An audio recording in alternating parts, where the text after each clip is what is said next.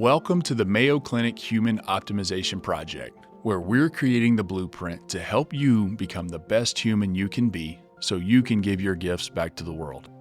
I'm your guide and fellow optimizer, Christopher Camp. If you lead a group, team, family, or set of friends in any way, I'm sure you'd like to be able to boost their morale, increase engagement, decrease turnover, and improve creativity. Well, one scientifically backed way to do that is to become a servant leader. The concept of servant leadership has been around for many years, and for good reason. Multiple studies show substantial improvements for groups who are directed by servant leaders, and data also suggests that it improves the joy of the leaders themselves. It's a win-win. Accordingly, our topic today is servant leadership, how serving creates winning teams in work and life. Our expert here today is Heidi Deeter, Chair of the Department of Research Administration at Mayo Clinic. Heidi has extensive leadership experience across many roles in multiple industries. At Mayo Clinic, she served as the Development Administrator, Administrator for Practice and Research Operations, Vice Chair of Research Administrative Services, Chief Operating Officer of the Center for Science of Healthcare Delivery, and is currently the Chief Research Officer. Prior to joining Mayo Clinic, she was a Senior Administrator for Manor Care, Multicare Genesis, and Marriott Senior Living Services. Heidi, welcome to the program, and thank you so much for joining us today. Yeah, thanks for having me. So we always like to keep it organized around three big sections. In each of those sections, I have a specific kind of big question that we like to ask. So in our first big question, that is, what is servant leadership and what are the benefits? Our second big question of the day, why do so many of us struggle to put servant principles into practice, and what common traps derail us?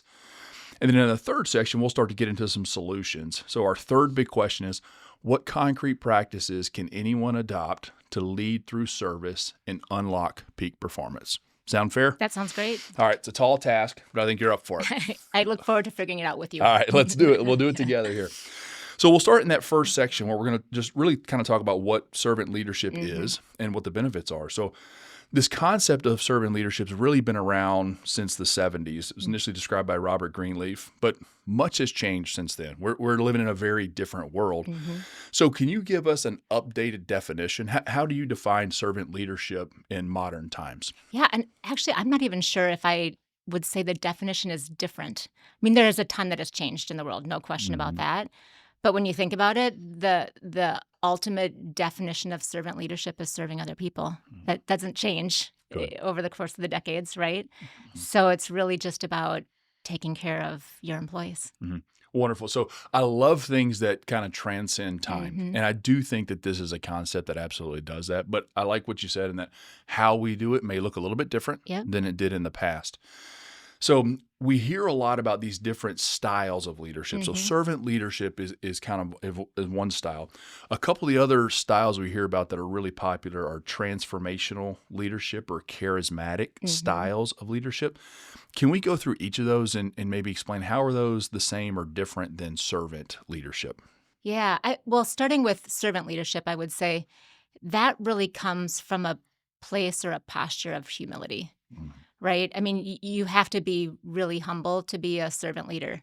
So then when you contrast that with something like charismatic leadership or transformational leadership, now you're talking about what is the focus, what is the posture of the leader. And when I think about transformational leadership, I think about you're trying to change something. There's something in the organization that you're trying to change, and you're getting people to drive towards that specific change. When you think about charismatic leadership, you're talking about the individual themselves, their communication style, how they go about doing the things that they do. You can probably be a servant leader and also charismatic and transformational, but the focus, I think, is different in what you're trying to accomplish. And I kind of think of these as sort of descriptors or flavors rather than distinct categories. Yeah. It's not like a multiple choice test. You Right. only get to be, A, B, or One or C, the other. right? There are different components to each. And I think that oftentimes some of our best leaders do a really good job of recognizing the situation and You got recognizing it. the needs and sort of molding themselves to that. Totally agree with Would you that. agree? Absolutely agree with that. Okay. Situations require different types of leadership at different times. Right. Absolutely. So when it's done really well, Mhm. what does servant leadership actually look like? Yeah, I think about the people that have done servant leadership really well and what are the characteristics that they have. And at Mayo, we're so fortunate to have such a strong culture. We call it our rich ties. So it stands for respect and integrity and compassion, healing, as well as teamwork and innovation, excellence, and stewardship. So our culture at Mayo really fosters that type of leadership just because of the values that we have and the people that we bring in. So when you think about, okay, how do those play out? How do those values play out? Well, suddenly you've got really engaged teams. You've got high morale and high engagement. You've got people that are using discretionary effort to work really hard and get things done because they believe in the values that we Mhm. have. Mhm. And I think when we talk about Mayo, we had an episode previously, at episode 4 with Christina Zorn, where we Hmm. talked about sort of creating winning cultures. I do think that the culture really lends itself to the leadership Yeah. style or sort of dictates the leadership Right. style and vice versa. So I think that in certain environments, it's much easier or much more natural to be a servant leader or Hmm. transformational or charismatic or sort of all of the above. What are your thoughts on that? Yeah, completely agree. One of the examples that I was looking at recently was in our own organization, Sister Generos, who's no longer with us, but she was the St. Mary's Hospital administrator for many years, like 1971, 1986, somewhere around that time frame. And Mayo's history started with the Franciscan sisters. So you think about the culture that they bring, the values that they bring into an organization, and Sister Generos was a servant leader, no question. She led by example, Mhm. and she had a phrase that she used to share that values are caught, not taught. And so she would go around the hospital and she'd be cleaning the floors or serving meals to patients. That was the kind of leader that she was, and that was the kind of leader that she aspired other people to be.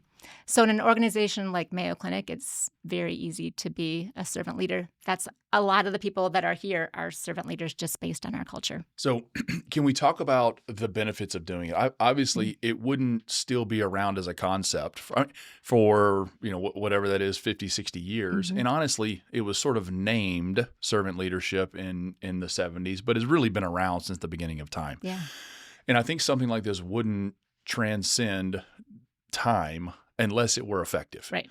So, I'm curious, what do you think are the benefits to the group when the group is led by a servant leader? Yeah, I think one of the main things that I have noticed over the years in really high functioning teams is that there's a strong amount of trust, right? So that's kind of the basis of strong teams. I think about a book that Patrick Lencioni wrote called The Five Dysfunctions of a Team. And when he's talking about how do you have really high functioning, effective teams, it's based on that foundation of trust. So servant leadership starts with trust. And then you've got a team that is strongly committed to each other because they know that they have each other's backs. Mhm. So that would be the first thing that I would say. Definitely, you see increase in productivity. You would see increase in retention. Once you have strong teams, they don't want to leave each other, so they tend to stay together. And employees don't want to leave, and other employees want to come in to that. So it's that Mhm. high morale, higher engagement that I've seen in the past from teams that are really high functioning. Mhm. We talk a lot about joy in Hmm. the Human Optimization Project and how important that is in improving our well-being. And Hmm. the three big factors that really drive all of us to joy in our own versions, but they're things like having meaningful interactions with other human beings, Yeah. fulfilling a purpose, and making forward progress. And all the things you just talked about, building trust, increase Hmm. productivity, increase retention, improve relationships between coworkers, and then also making the job desirable, really get at that as well. So I do Absolutely. think that's one of the hidden benefits that people don't realize is that if you're in that sort of environment where those things are coming true, Hmm. you're going to be happier. Absolutely. Life is going to be better. Yeah. And I think that, we can't expect our life to be pure joy all the time, but the more of it we can find, the more it's going to help. And that also gives us the increased bandwidth to then, work really hard, go above and beyond, pull those late nighters or weekend, when we have extenuating circumstances, we have to push ourselves a little bit harder. We're able to do that if we have this reserve of joy that we're pulling Yeah, from. work is so much more fun if you enjoy the people that you're doing the work with, right? Absolutely. There was a story about another servant leader, Herb Kelleher. He was the CEO of Southwest Airlines, and he talked about happy employees make for happy customers, right? And so it made me reflect on some of my earlier years as a leader way back in the day. And I learned so much from my employees. I'm so thankful, so grateful for them being patient with me. But I didn't start my career as a servant leader, right? You're young and you're new and you jump in and you are really focused on what do they want me to do? I have to deliver results, right? And I remember working for Marriott and a hotel, and they also had a healthcare division that I was in. And I remember my employees when I came in. These were high-level managers, very capable, and I was, just a young whippersnapper. And they were so great at taking care of me. They really liked to have joy at work. And so I would get these notes on my desk. I would get these cookies with smiley faces on my desk. And I'm like, what's going on? Like, these people are awesome. I love working with this team. And it took a little while before the director of nursing pulled me into her office and said, hey, you know all those things that we do for you? I'm like, yeah, that's what we want you to do for us. Yes. I was like, oh, shoot. Okay, I get it now. This is a culture that they're trying to create with their teams, but their leader, me, wasn't quite on board yet. And so reflecting back on Kelleher's comment of happy employees make for happy customers, I was really starting to see Marriott really develops their leaders, which is they want people to really be invested in their employees. And then those employees invest in the customers, and then the financial performance just happens. So that's the three legs of the stool. And learning that really early in my career has completely shaped how I've led ever since then. As you're saying that, you got me thinking about the 5 love languages, Gary Chapman, and we often tend to show others the love language that we wish to receive in return. And so it's a phenomenal story of thinking about the employees doing that to the leader, saying, hey, this is kind of what we want from you.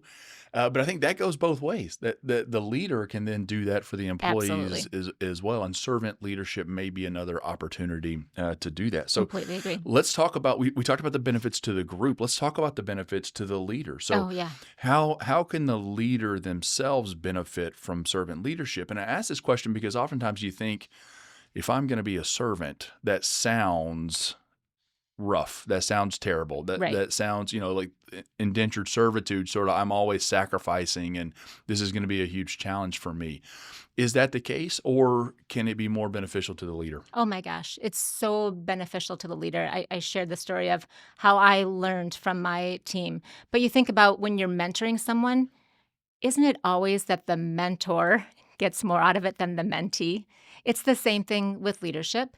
So I'm thinking about, again, all the things that my teams have taught me over the years. But what you get out of it as a leader is that personal growth and development. It's that deeper personal fulfillment. You get stronger EQ, emotional intelligence. You've got stronger trust from the team members. You trust them, they trust you, which has all sorts of fabulous ramifications from it.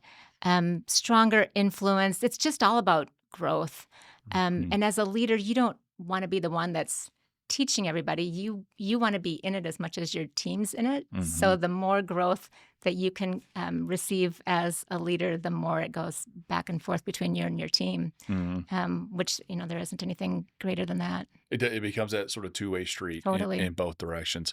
And not to forget, earlier on you mentioned that there actually is improved productivity and retention, and all of those are benefits for both the the group as well as the leader. So there's Yeah. some shared benefits in that. So is this something that is applicable just to CEOs and executives, or is this Yeah. really true of all of us? Because our listeners are coming from all walks of life and Yeah. all backgrounds, and we all have different situations. But you could probably make the argument that we're all leaders in some capacity, whether that's over a massive organization, small little team, just our family, or a group of friends. Yeah, you can be a leader in any role, right? I mean, you think about your kids leading on the soccer field. You think about the I've got teams that are in the labs doing research.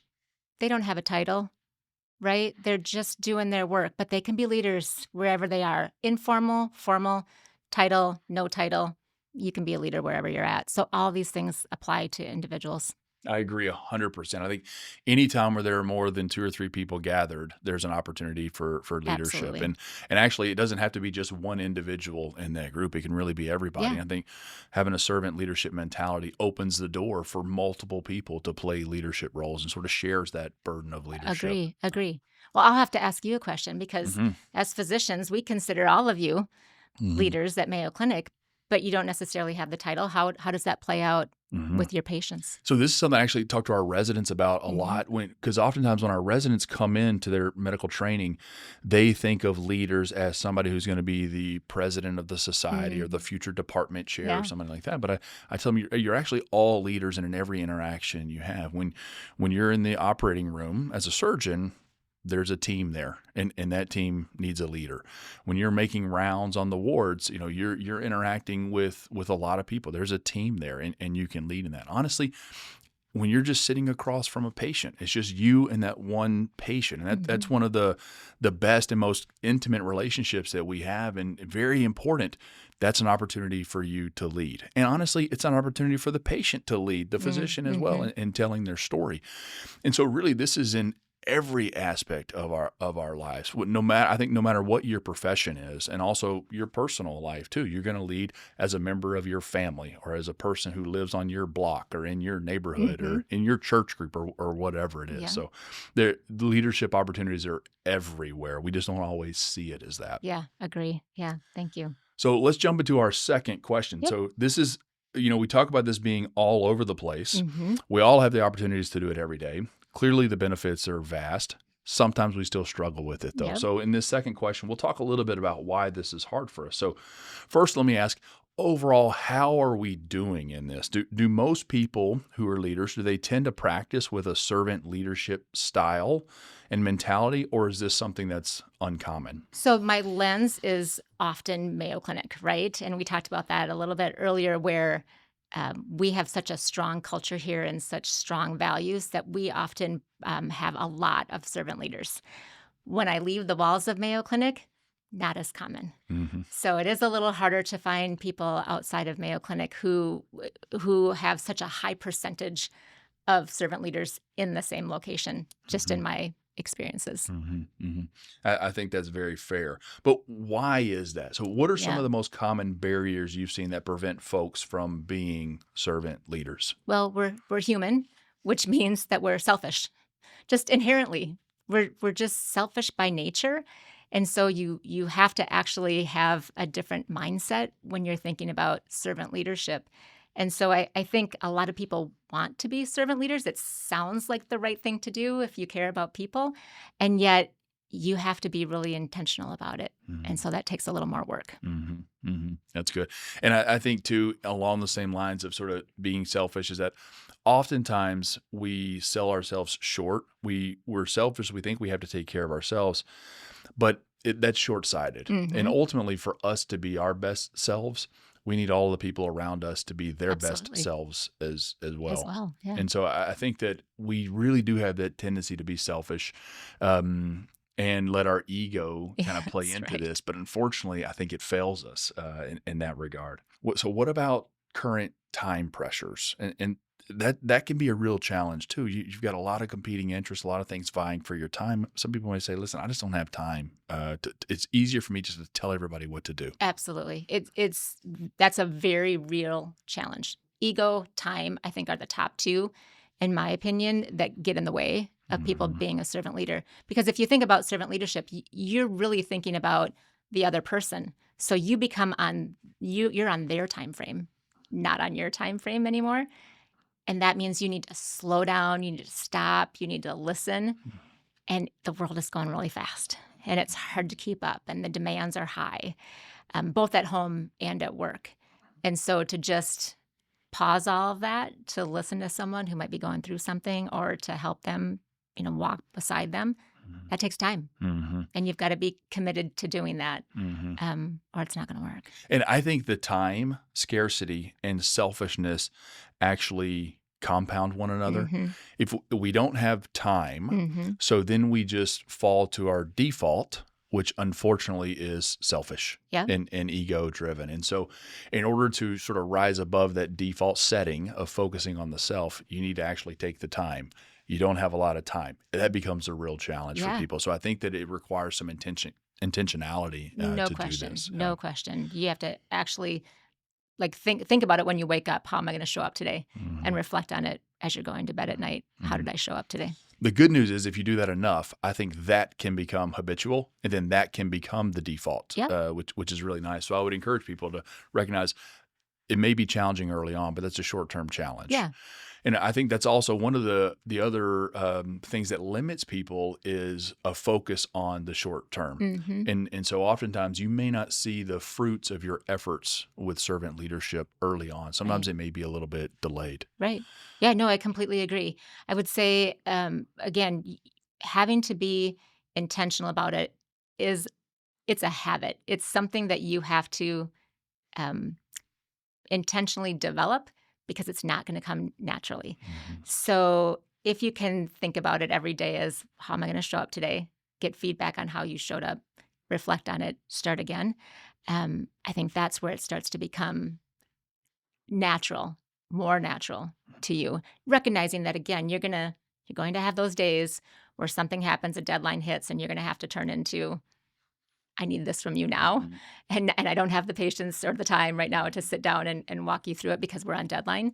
But I think for the most part, if you are truly intentional about it, if you really are coming at it from a place of what your heart desires for humans or other people on your team, 95% of the time you can show up in this way and still be both effective and get everything else done that you need to get done in a day, Mhm. home and Mhm. work. Mhm. And It you'll just- feel better about it. It just requires intentionality and Absolutely. consistency.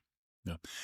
We all have these preconceived notions of what a leader looks like. And I think Yeah. oftentimes many of us think of this person who's, very, very straightforward, Mhm. sort of stern, always has the Mhm. right answers, very, very clear cut, and almost kind of hard or harsh in their personality.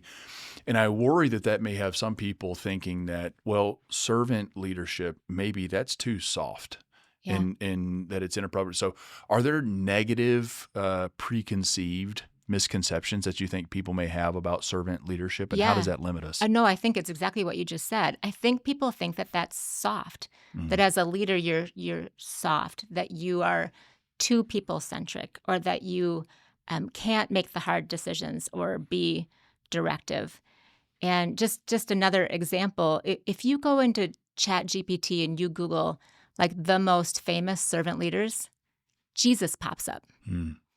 I don't know if everybody would agree that he's soft, Mhm. right? Mhm. Like 12 disciples and a lot of issues going on there. Mhm. Last Supper, wash their feet. Mhm. Okay, I'm probably not going to wash the feet of my employees. Gross. Right. But he did it, right? It was Right. like the ultimate act of humility. Mhm. But he also held them accountable, Mhm. right? Mhm. And so as a leader, as a servant leader, you can both take care of your employees and be super humble, Mhm. maybe not as far as washing their feet, but Mhm. getting close to that.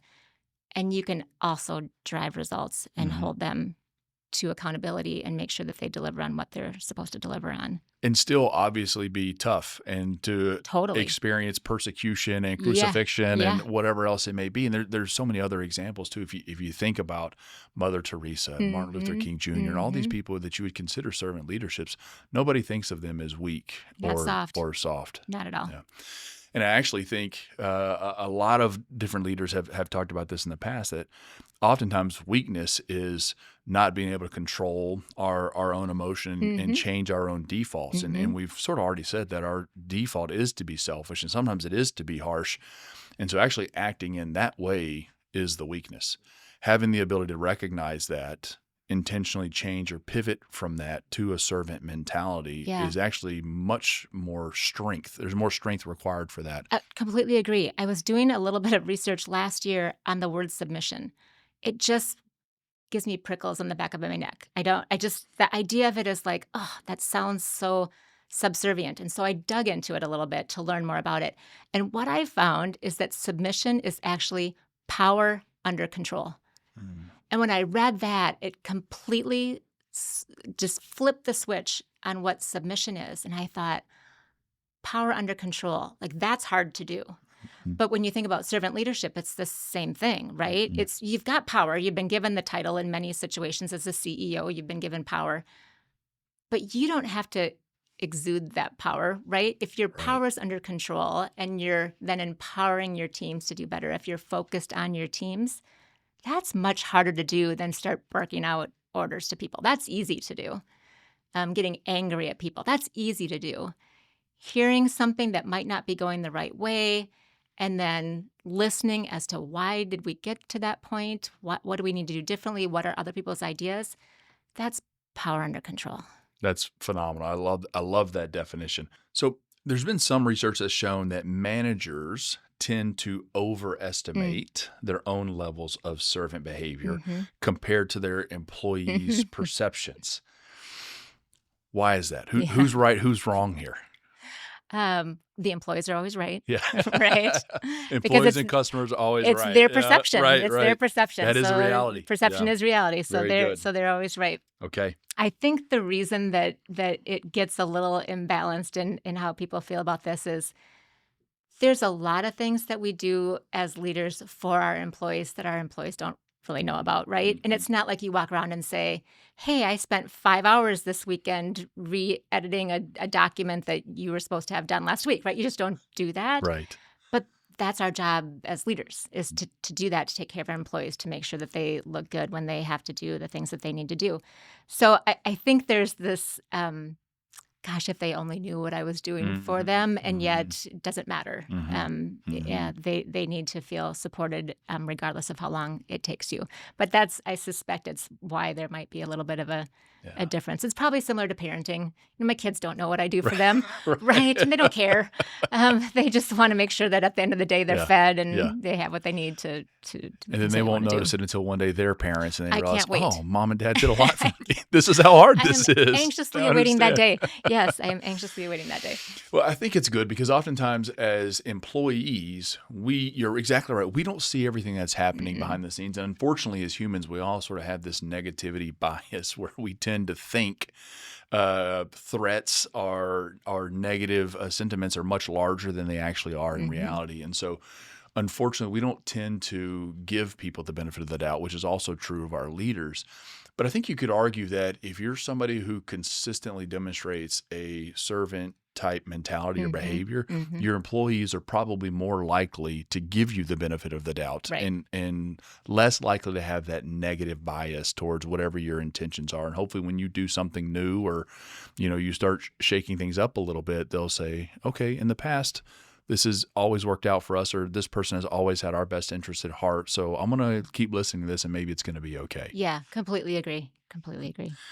All right. We talked about a lot of the benefits of being a servant leader. Yeah. Are there risks? Is there a downside to being a servant leader in some situations? Or maybe can you go too far? I think so. I do think that there are a couple of risks. And one is that you are so focused on pleasing your employees that you become a doormat. Right? So suddenly you're not holding people accountable because you're more worried about how they think about you, feel about you, than the ultimate results at the end of the day, which, we're here at Mayo, we're here for the patient. So it has to, we have to be serving the patient in everything that we do. So as a leader, you've still got to hold people accountable. Right. And some days you're not going to be liked for that. So I do think that it's a fine line, like everything else, that you can take a strength and make it too much one way or too much the other way. I think you have to be careful not to necessarily lower your expectations, hmm but perhaps lower the methods by which you try to get them. So you Yeah. still want to have the team, the company, the group, and the individuals all succeed, and you can't lose sight of that, which I think is really good. Yeah, I agree. Also, think that you can run the risk of over empathizing hmm at times. It's important to understand who people are, where they're coming from, and what they're doing. But if you do that 100% of the time, it is mentally and emotionally exhausting. Draining. And so I do think that there's a risk of burnout if you go too far in that direction where you're constantly feeling everybody's pain around you. Yeah, and I can't imagine in your world, you're working with patients and you're having to deliver bad news as well as the good news. How are you helping trainees understand how to compartmentalize? It's a huge challenge for us, and where that comes into play for me in the surgical world, you may see in a clinic day, let's say you see 30 patients, hmm 29 of them are so happy and doing hmm amazingly well, and they're so thankful, and then you have one that's struggling. hmm And when you leave, what do you remember that day? You remember the The one, one. right? Not the 29, the one. And so it's incredibly challenging and can be overwhelming because you feel a huge sense of responsibility and burden for that.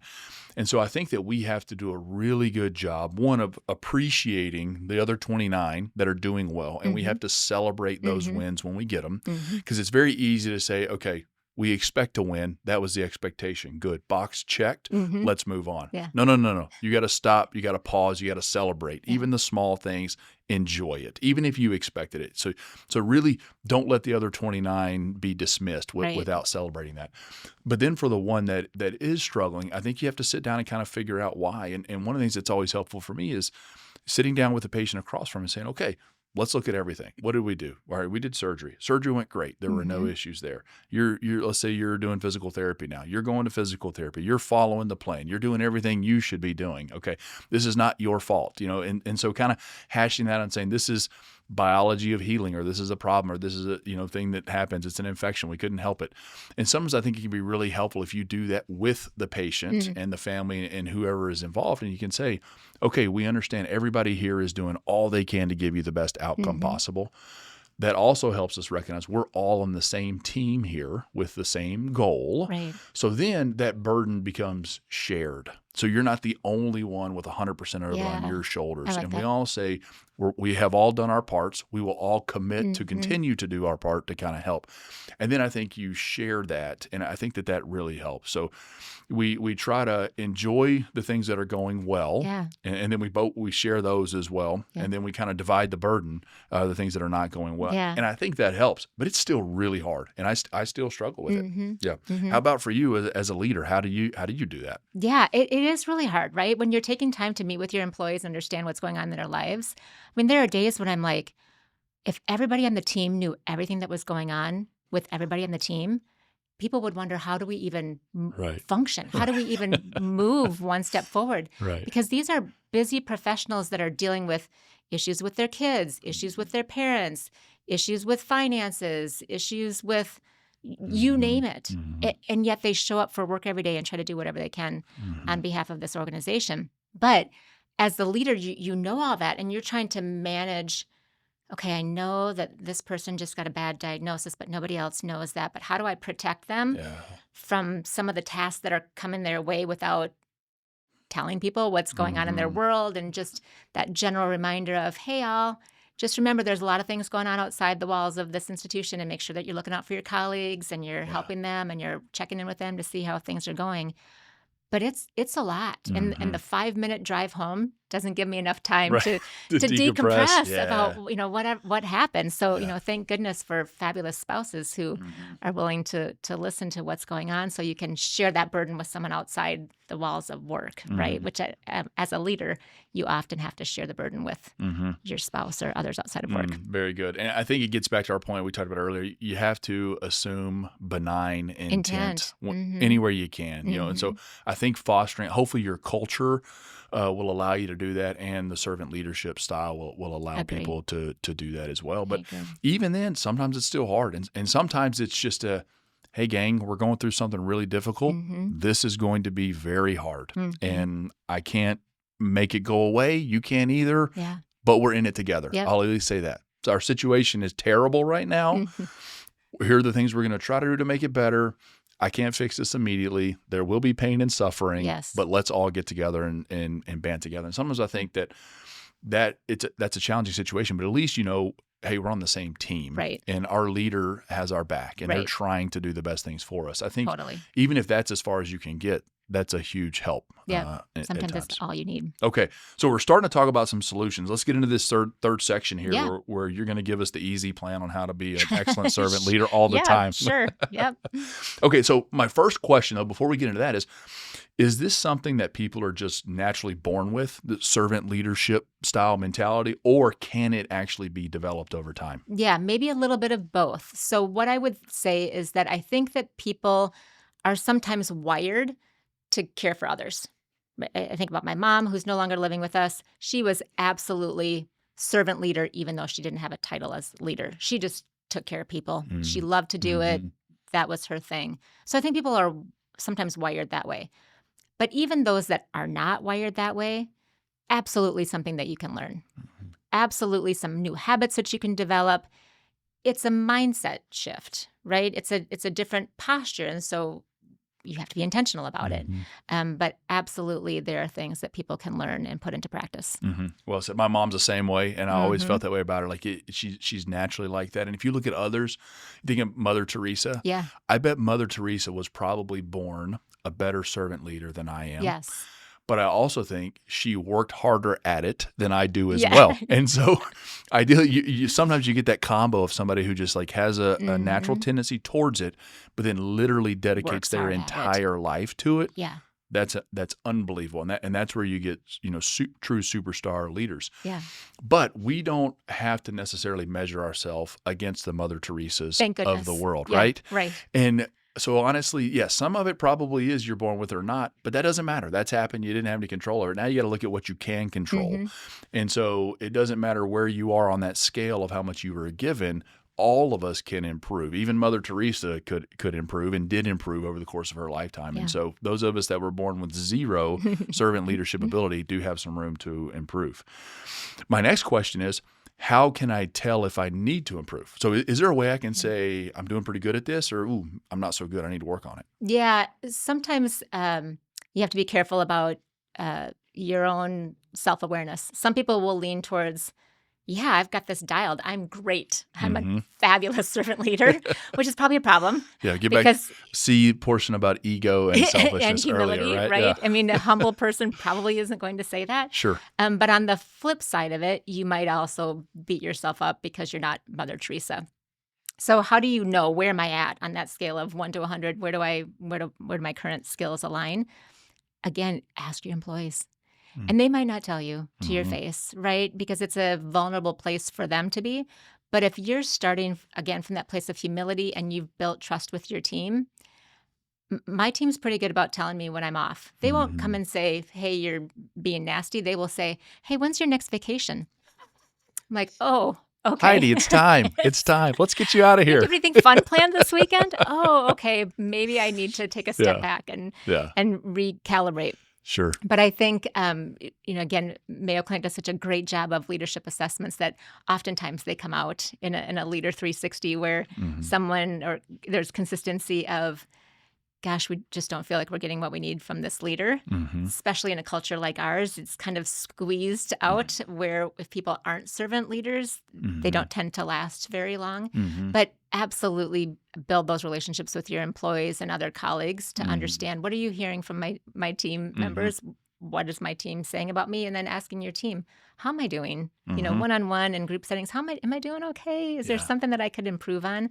And again, they're not going to give it unless you're already vulnerable and have built trust with a team. So you need to start there. And I like that you said employees, team, and colleagues too. So it's not necessarily just the people that you're leading, but you can also your peers and other leaders or superiors or family members. And one of the things that I find helpful is that sometimes it's hard if you haven't really cultivated that environment of radical candor where people feel like they can talk to you. It can be challenging for somebody to say, hey, Heidi, here's what you're doing wrong. Yeah. And so you kind of have to open the door for them. And so I'll often say, hey, tell me 3 things that I should do better. I like that question. And Because now I didn't actually even ask them. I told them. Yeah. It's technically a command. It's like, tell me. So I Yes. want this. And I'll say, tell me 3, not 1, Mm-hmm. 3. Mm-hmm. And so then even if they can't come up with 3, they're more likely to come up with 1 if Yeah. you ask for 3. So I think there's some ways you can do that where you open the door to say, I'm coming to you for this. I Yeah. really want this. In fact, I want you to tell me 3 things. Like I want a lot of this. That can be helpful. So those are a couple of other tricks. Okay.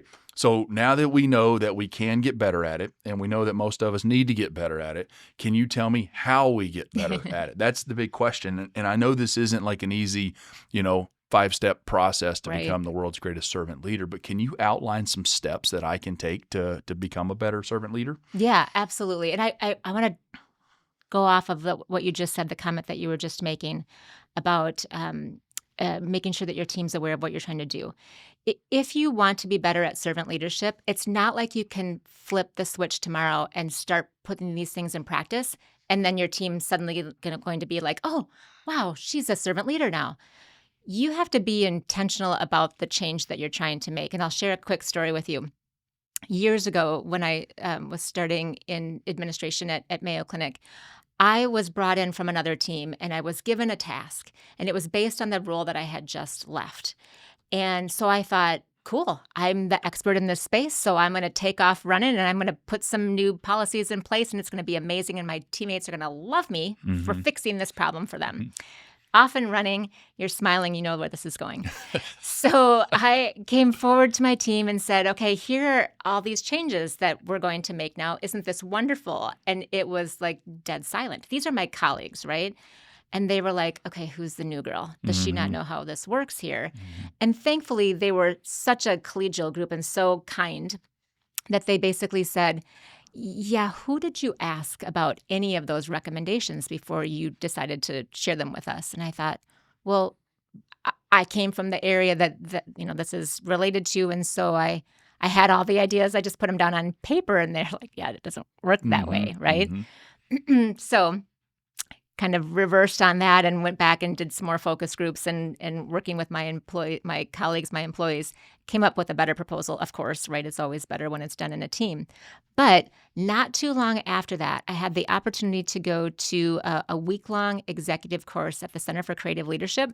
And part of that course, I told that it's like boot camp for leaders, right? They break you down and then they build you back up in a week. Part of that is a ton of assessments from your employees, your colleagues, your boss, and stakeholders. So knowing that I had already made some pretty big missteps with my colleagues, I went to those that I was asking for feedback from, and I went to the people that were most critical, right? I was like, I got to fix this, and said, I'm going to ask you to give some feedback from me. It'll be anonymous, but I need you to be harsh because I want to change. I want to grow. And so I went to each one of them before I had them do the feedback, receive the feedback when I was away at a week-long executive training. And then when I came back, I went to each of those individuals and said, this is what I heard. I don't know what your feedback was, but collectively, this was the feedback that I heard. These are the 3 things that I'm going to work on. Does this align with what you think that I should be working on? And will you hold me accountable? Wow. Like, you're in meetings with me. You see how I function. You see what I do well. You see what I don't do well. Total game changer. Yeah. Total game changer. Because now they were like, oh, she really does want to do well. She really isn't trying to be a jerk. She thought that was her job. She's new to Mayo. She's learning how to work in a matrixed environment. And she wants our help. Let's help her. You gave them ownership in the process. Totally. Yeah. Well, I think one of the risks you run is that if you've been leading in a certain way for so long, and then all of a sudden you show up tomorrow as a different leader, everybody's going to say, wait a minute, who's the new guy? Who's the new gal? What's going on here? Yeah. And there'll be a lot of – it can actually perpetuate distrust, and they're going to be confused about who you are. Yeah. But what you did was you said – I want you to tell me what I'm doing wrong. Right. And you let them know that. And I'm going to be working on this. And then here's what I'm going to do. Will you hold me accountable? I mean, you sort of allowed them to take part in your process. So now they're not surprised by it, which is great. Right. Second, you got better feedback because it's their interpretation and not yours. Right. And then third, they got some ownership in the process and some accountability. Yeah. Yeah. That's and wonderful. we all learned and grew. So then you asked, well, what can we start doing? Yeah. Right. Uh-huh. Listen. Mm-hmm. right? You need to start with listening. I had grew up in the church, and the pastor would say, he was a very charismatic leader, by the way, big guy, big booming voice, and he would say, God gave you 2 ears and 1 mouth. Use them accordingly. Yes. And so I would say, as leaders, use them accordingly, right? Mm-hmm. Listen more than you talk.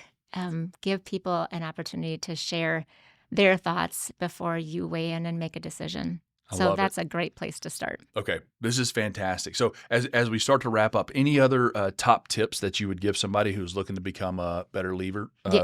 Yeah, exactly. Show the team members that you care. Mm-hmm. You need to empower others, let them take center stage. You're not the one taking credit, give the credit to the team. Be transparent and vulnerable. You have to admit when you make mistakes, as big as they might be, as embarrassing as they might be. Your team needs to see that you fail too, Mm-hmm. right? Gives them the freedom to fail as well. And then you have to commit to their growth. Mm-hmm. Doing all of those things, letting the team know in advance, but then showing up in those ways, your team will see a difference. Mm-hmm. That's fantastic. I'm taking some good notes here. All right. So as we kind of wrap this session up, I want to take a second just to kind of summarize my notes here and some of the things I learned. So early on, we talked about the key elements of servant leadership and really coming down to humility, sort of being at the foundation, but also hopefully it's related to the culture of the group and organization that you're leading, and you have to tie it to your own values and see yourself as a steward rather than an owner. Some of the benefits to the group are increased trust, productivity, improved retention, and the job's more desirable, all of which contributes to joy and well-being. Yeah. Those benefits go to the group, but they also go to the leader as well. So the leader is going to have increased joy and things are going to better align with their purpose and values as well. Some common barriers to being a servant leader, the two big ones, time scarcity and our default mode to selfishness and managing the ego. Yeah. So many things come down to that, which is really challenging and frustrating. I loved your definition of submission to power under control, which I think was really good. So I think that's fantastic. And then at the end, we talked about some steps that people can take, and you gave a great example of how you've done that in the past. So first of all, know it's going to be a slow process. You need to listen to other people, go and get feedback from others and tell them that you're going to get feedback and how you're going to use it. And then really enact that feedback, come up with a plan, share it with others so they can take ownership in it, and then continue to foster growth and contentment of the people around you. Yeah. Fantastic. Okay. Good summary. So now I'll give you a chance to summarize here. You've answered our 3 big questions masterfully over the last 45 minutes or so, but I want to give you a chance to answer them discreetly here. So our first big question, what is servant leadership and what are the benefits? Primary goal of the leader and servant leadership is caring for other people, right? Benefits, both for you and the team, would be increased morale, increased retention, trust of the team, better productivity. Excellent. Second big question, why do so many of us struggle to put servant principles into practice, and what common traps derail us? As human beings, we're inherently selfish. So we got to get our ego out of the way, put it aside. And our third, what concrete practices can anyone adopt to lead through service to unlock peak performance? Listen more, talk less. Empower other people, be invested in people's careers, and then be transparent and vulnerable. Excellent. Phenomenal summary. Great session. Learned a lot. Yeah, filled up my sheet of notes here, so I appreciate that. And as our audience knows, we always try to end this with a challenge. So we want people to learn this content, but then we want them to actually go put it into practice. So the actions and the behavior are critical. So the challenge that we're going to have for people today are the first action step to help you become a better servant leader. Number 1 is listen to others. So I want you to do what Heidi did and find some people in your life, whether they're your coworkers, your teammates, your employees, your boss, your family, your friends, whoever, somebody who knows you well and that you love, and somebody that you can trust, and ask them for genuine feedback on how you're doing on this. And when you do, say, like we talked about earlier, tell me some things that I need to improve because I'm wanting to improve. And so do that to start to gather. First of all, just the fact the act of doing that is a form of servant leadership. Sort of you're turning down your ego and you're being humble and asking. So just taking the steps and doing that, regardless of the feedback you get, you're starting along that process of servant leadership. So take that as your first baby step to start making some progress. Heidi, thank you so much for joining us. Thank you. This was a great session. Thank you. So to our audience, remember to live intentionally, consistently better. Keep striving to be the best human you can be and never stop optimizing. Thanks for listening to the Mayo Clinic Human Optimization Project. If you like this episode, hit subscribe and leave a review. It helps others find us. Know someone who might benefit? Share the episode with them to join us in our mission to help as many people as possible become the best humans they can be. Have feedback or a topic idea? Email us at optimize@mayo.edu. And be sure to look for us on Instagram, X, and YouTube. This podcast is for informational and educational purposes only and should not be relied upon for medical, professional, or legal advice. Always consult with a qualified professional for any questions. The appearance of any guest does not imply an endorsement of them, their employer, or any entity they represent. The views and opinions expressed by the guests are their own and do not necessarily reflect the views of Mayo Clinic. Reference to any product, service, or entity is for informational purposes only and does not constitute an endorsement or recommendation by Mayo Clinic.